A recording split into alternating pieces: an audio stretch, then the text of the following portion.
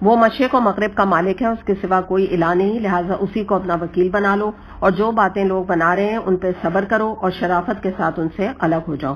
الگ ہونے کا مطلب یہاں یہ نہیں ہے کہ ان سے ڈسکنیکٹ ہو جاؤ، اپنی تبلیغ بند کر دو، بلکہ اس کا مطلب یہ ہے کہ ان کے منہ نہ لگو، ان کی بری باتوں کو اگنور کر دو، ان کی بدتمیزی کا کوئی جواب دینے کی ضرورت نہیں ہے۔ تو یہاں پر ایک مومن کی خوبی بتائی گئی کہ جس طرح سے یعنی ایک مومن کا رویہ یہ ہونا چاہیے، تو اس طرح نبی کریم صلی اللہ علیہ وسلم کا طرز عمل بھی کچھ اور مختلف نہیں تھا۔ تو ان کو ہدایت جو دی گئی تو اس کے ذریعے سے ہمیں ہدایت دی جا رہی ہے کہ کفار کو یہ بتا دیا جائے کہ تم جو حرکتیں کر رہے ہو اس کا جواب نہ دینے کی وجہ کمزوری نہیں ہے نبی کریم صلی اللہ علیہ وسلم کی، بلکہ اللہ نے ایسی باتوں کے جواب میں اپنے رسول کو یہی شریفانہ طریقہ اختیار کرنے کی تعلیم دی ہے، اور یہی طریقہ آج ہمیں بھی اپنانے کی ضرورت ہے، تاکہ اس کو کہتے ہیں نا it's better to lose an argument than to lose a person. آپ اپنی بات کھو دیں کوئی بات نہیں، لیکن بندے کو نہ کھوئیں۔ اگر بحث مباحثہ ہو جائے تو آپ یعنی سلام کر کے بہت ہی اخلاق کے ساتھ بات کو ختم کر دیں، تاکہ آئندہ اس کو دوبارہ تبلیغ کرنے کا موقع رہے۔ ان جھٹلانے والے خوشحال لوگوں سے نمٹنے کا کام تو مجھ پر چھوڑ دو اور انہیں ذرا کچھ دیر اسی حالت میں رہنے دو۔ ہمارے پاس ان کے لیے بھاری بیڑیاں ہیں، بھڑکتی ہوئی آگ اور حلق میں پھنسنے والا کھانا یعنی زقوم اور دردناک عذاب۔ یہ اس دن ہوگا جب زمین اور پہاڑ لرز اٹھیں گے اور پہاڑوں کا حال ایسا ہو جائے گا جیسے ریت کے ڈھیر ہیں جو بکھرے جا رہے ہیں۔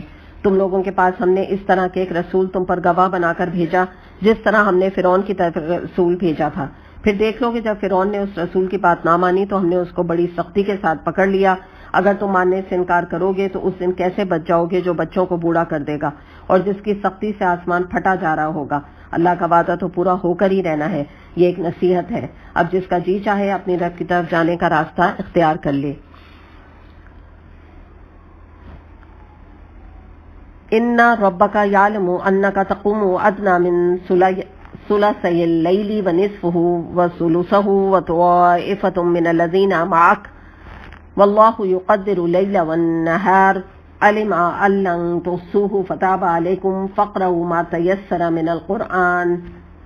اے نبی صلی اللہ علیہ وسلم، تمہارا رب جانتا ہے کہ تم کبھی 2/3 رات کے قریب، کبھی آدھی رات، کبھی 1/3 رات عبادت میں کھڑے رہتے ہو۔ یعنی مراد یہ ہے کہ یہ ابتدائی حکم آدھی رات یا اس سے کم و بیش کھڑے رہنے کا تھا، لیکن چونکہ نماز کی محو ہونے میں اندازہ وقت کا نہیں رہتا تھا تو اس لیے نبی کریم صلی اللہ علیہ وسلم سے کبھی 2/3 رات تک عبادت میں گزر جاتی، کبھی یہ مدت گھٹ کر 1/3 رہ جاتی، تو اس کی طرف اشارہ کیا گیا۔ اور تمہارے ساتھیوں میں سے بھی ایک گروہ یہ عمل کرتا ہے، یعنی پہلے بھی جو صحابہ کرام تھے اس نماز کا اہتمام کرتے تھے۔ اللہ ہی رات و دن کے اوقات کا حساب رکھتا ہے، اسے معلوم ہے کہ تم لوگ اوقات کا شمار ٹھیک نہیں کر سکتے، لہٰذا اس نے تم پہ مہربانی فرمائی۔ اب جتنا قرآن آسانی کے ساتھ پڑھ سکتے ہو پڑھ لیا کرو۔ اسے معلوم ہے کہ تم میں کچھ مریض ہوں گے، کچھ دوسرے لوگ اللہ کے فضل کی تلاش میں سفر کرتے ہوں گے اور کچھ لوگ اللہ کی راہ میں جنگ کرتے ہوں گے، بس جتنا قرآن آسانی کے ساتھ پڑھ سکتے ہو اسے پڑھ لیا کرو۔ اب یہاں دیکھتے ہیں کہ نماز میں طویل ترین قرات جو ہے وہ تہجد میں کرنے کے یہاں پہ موٹیویشن تھا پچھلی آیات میں، تو اس لیے فرمایا کہ تہجد کی نماز میں جتنا قرآن بسہولت پڑھ سکتے ہو پڑھ لیا کرو، اور یعنی تمہارے اپنے اوپر ہے۔ ایک اور بات یہاں سے ہمیں پتہ چلی کہ تہجد کی نماز فرض نہیں بلکہ نفل ہے، لیکن یاد رکھیے گا کہ نبی کریم صلی اللہ علیہ وسلم نے ہمیشہ تہجد کی نماز کو فرض کے درجے پر پڑھا۔ ایک اور حدیث ہمیں ملتی ہے کہ ایک شخص کے پوچھنے پر نبی اکرم صلی اللہ علیہ وسلم نے فرمایا کہ تم پر دن رات میں 5 وقت کی نمازیں فرض کی گئیں۔ اس نے پوچھا کیا اس کے سوا بھی کوئی چیز مجھ پر لازم ہے؟ آپ نے جواب میں ارشاد کیا نہیں، الا یہ کہ تم اپنی خوشی سے کچھ پڑھو۔ اسے بخاری اور مسلم نے روایت کیا ہے۔ اور نماز قائم کرو اور زکوٰۃ دو اور اللہ کو اچھا قرض دیتے رہو۔ جو کچھ بھلائی تم اپنے لیے آگے بھیجو گے اسے اللہ کیا موجود پاؤ گے، وہی زیادہ بہتر ہے اور اس کا اجر بہت بڑا ہے۔ اللہ سے مغفرت مانگتے رہو، بے شک اللہ غفور اور رحیم ہے۔ یہاں پہ قرض حسنہ کی بات ہے، اور قرض حسنہ سے مراد ہے اللہ کے دین کی سربلندی کے لیے اپنا مال لگانا، اور یہ زکوٰۃ کے علاوہ مال مراد ہوتا ہے، یعنی انسان جو اپنی کوئی سیونگ سے اللہ کی راہ میں اللہ کے دین کو سربلند کرنے کے لیے، اللہ کے دین کو سپورٹ کرنے کے لیے مال لگاتا ہے۔ اس کے بارے میں حدیث دیکھتے ہیں۔ عبداللہ بن مسعود رضی اللہ عنہ سے روایت ہے کہ ایک مرتبہ نبی اکرم صلی اللہ علیہ وسلم نے پوچھا صحابہ کرام سے کہ تم میں سے کون ہے جس کو اپنا مال اپنے وارث کے مال سے زیادہ محبوب ہے؟ لوگوں نے عرض کیا یا رسول اللہ، ہم میں سے کوئی بھی ایسا نہیں کہ جسے اپنا مال اپنے وارث کے مال سے زیادہ محبوب نہ ہو۔ فرمایا سوچ لو تم کیا کہہ رہے ہو؟ لوگوں نے عرض کیا یا رسول اللہ، ہمارا حال تو یہی ہے۔ اس پر نبی اکرم صلی اللہ علیہ وسلم نے فرمایا کہ تمہارا اپنا مال تو وہ ہے جو تم نے اپنی آخرت کے لیے آگے بھیج دیا، اور جو کچھ تم نے روک کر رکھا وہ تو وارث کا مال ہے۔ اسے بخاری اور نسائی نے روایت کیا۔ تو اس سے ہمیں پتہ چلتا ہے، دیکھیں کہ ضرور انسان اپنی اولاد کی بھی فکر کرے اور ان کو بھی اس کو کہتے ہیں نا کہ غریب یا ان کو مفلوک حال چھوڑ کر نہ جائے، یہ بھی ہماری ذمہ داریوں میں سے شامل ہے، لیکن اپنی زندگی میں ضرور اللہ کے دین کی سربلندی کے لیے کچھ نہ کچھ مال لگاتا رہے۔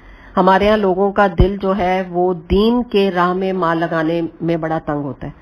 زکوٰۃ تو وہ دے دیتے ہیں کیونکہ ان کو پتہ ہے ان کے پر فرض ہے، تو لیکن صدقے کا اجر بھی اس لیے اتنا زیادہ ہے کہ انسان اپنی دلی خوشی کی خاطر اللہ کی راہ میں مال لگاتا ہے، اور یہ اس کے اوپر اللہ نے فرض نہیں کیا، لیکن یہی مال پھر اس کے لیے صدقہ جاریہ بن جاتا ہے۔ جب آخرت میں وہ بہت زیادہ محتاج ہوگا نیک اعمال کا، تو یہ آخرت انویسٹمنٹ بینک میں سے اس وقت جب اس کو یہ صدقات کا اور صدقہ جاریہ کا انعام ملے گا تو اس وقت اس کو بڑی اس کی قدر آئے گی۔ نبی کریم صلی اللہ علیہ وسلم نے فرمایا، اللہ تعالیٰ فرماتا ہے، حدیث قدسی ہے کہ اے آدم کے بیٹے، تو اپنا خزانہ میرے پاس جمع کر کے مطمئن ہو جا، نہ آگ لگنے کا خطرہ، نہ پانی میں ڈوبنے کا اندیشہ، نہ کسی چور کی چوری کا ڈر۔ میرے پاس یہ رکھا خزانہ میں تجھے پورا دوں گا اس دن جبکہ تو اس کا سب سے زیادہ محتاج ہوگا۔ اسے طبرانی نے روایت کیا۔ تو الحمدللہ اس کے ساتھ ہی ہماری سورہ المزمل بھی مکمل ہوئی۔ وآخر دعوانا ان الحمدللہ رب العالمین۔ سبحانک اللہم و بحمدک، اشہد ان لا الہ الا انت، استغفرک و اتوب الیک۔ السلام علیکم ورحمۃ اللہ وبرکاتہ۔